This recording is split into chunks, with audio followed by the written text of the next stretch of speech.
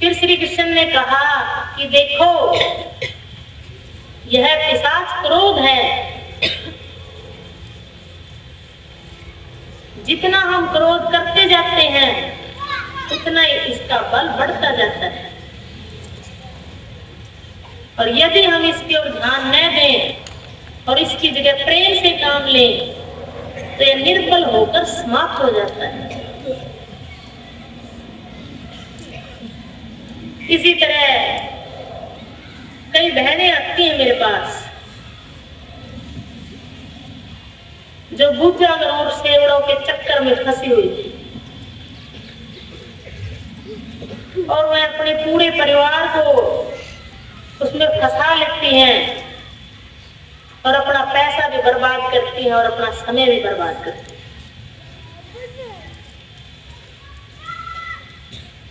क्योंकि बुद्धिजागर और सेवड़ों का काम ही यही है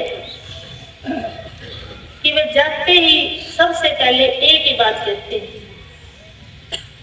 ये तेरे पड़ोसी ने करवा रखा है, ये तेरी देवरानी ने करा रखा है, ये तेरी जेठानी ने करवा रखा है।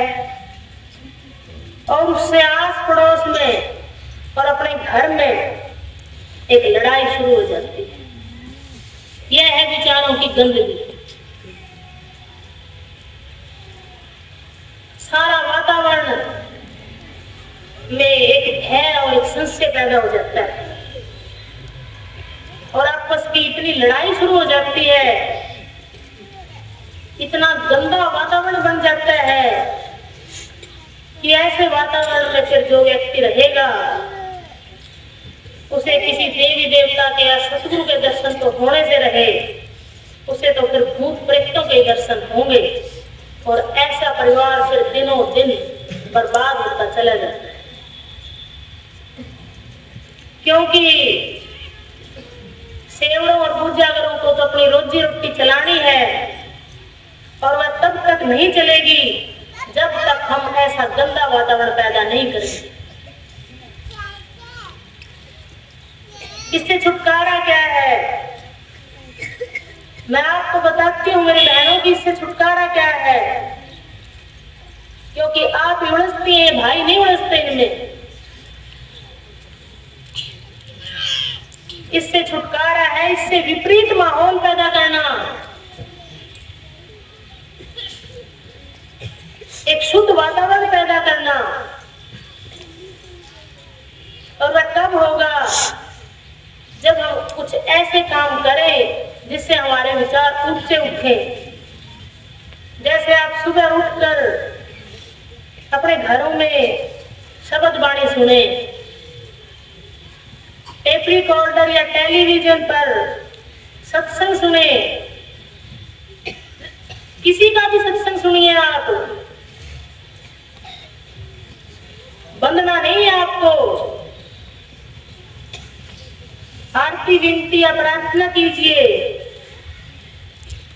और जब आप ऐसा करेंगे तो घर का वातावरण शुद्ध हो जाएगा। और जब हमारे आसपास का वातावरण शुद्ध होगा तो हमें सोते हुए भूत प्रेत दिखाई नहीं देंगे, फिर हमें देवी देवता या अपने सतगुरु के, अपने इष्ट के दर्शन होंगे।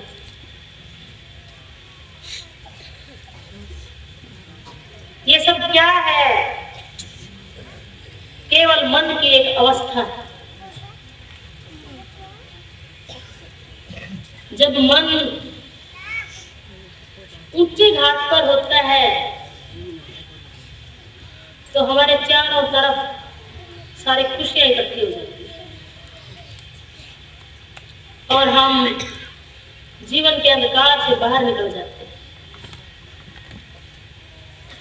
लेकिन जब मन नीचे घाट पर ठहरता है, बुरा करता है, बुरा सोचता है, तो हम अंधेरे और गहरी खाइयों में धंसते चले जाते हैं। क्योंकि मन यदि हमारा बीमार है तो शरीर में भी दर्द और भड़क शुरू हो जाती है। मन यदि उदास है, यदि इतनी उदासी छा जाए मन में तो शरीर में भी बेशुमार बीमारियां लग जाती हैं। और फिर हम ना समझी के कारण अपनी उदासी का इलाज नहीं करते, अपने विचारों को ऊंचा नहीं उठाते, बल्कि उन बीमारियों को खत्म करने के लिए झाड़ फूंक का सहारा लेने लग जाते।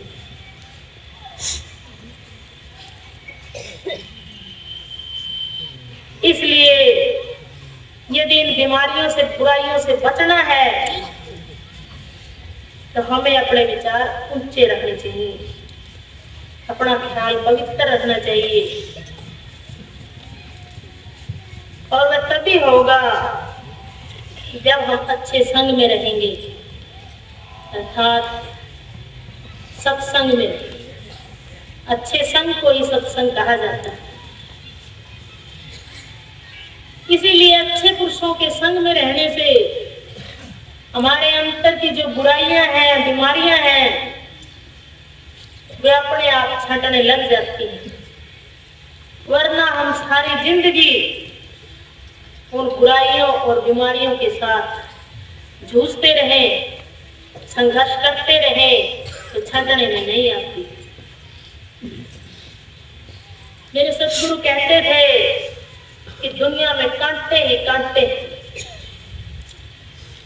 लेकिन उनके साथ लड़ने की या संघर्ष करने की जरूरत नहीं है। मजबूत जुत्ती पहन लो, अर्थात अपनी करनी और रहनी को मजबूत बना लो। जब हमारी करनी और रहनी मजबूत होगी तो जो हमारे जीवन के कांटे हैं, जो बुराइयां और बीमारियां हमारे साथ जुड़ी हुई हैं, वे अपने आप ही बेअसर हो जाए। सारी दुनिया के कांटे हम नहीं बाहर सकते, इसलिए अपने आचरण की मजबूत जुत्ती पहन लो। इसलिए सबसे जरूरी क्या है कि जो हमारे अंदर के कुएं में गंदे विचार रूपी कुत्ता पड़े हुए हैं, उनको हम निकाल कर बाहर फेंक दें। उसके बाद हम जो भी काम करेंगे उसमें अपने आप बरकत आने लग जाएगी। मैंने आपको 2 बातें बताई, अब एक तीसरी बात और कहती हूं कि यदि आप कहीं जा रहे हैं और रास्ते में कोई पत्थर पड़ा हुआ है जिससे किसी का नुकसान हो सकता है,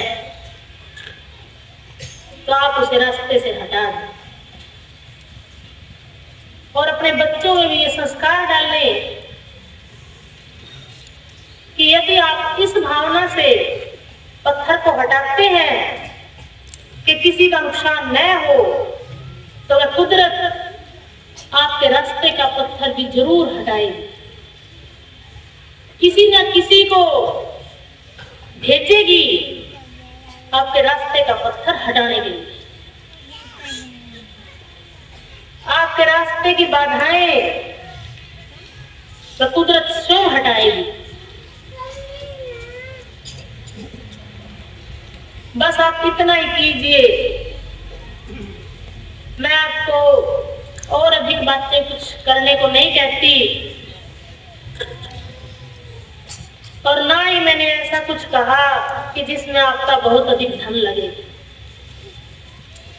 2 बातों में तो धन लगेगा ही नहीं, पैर छूने में और पत्थर हटाने में।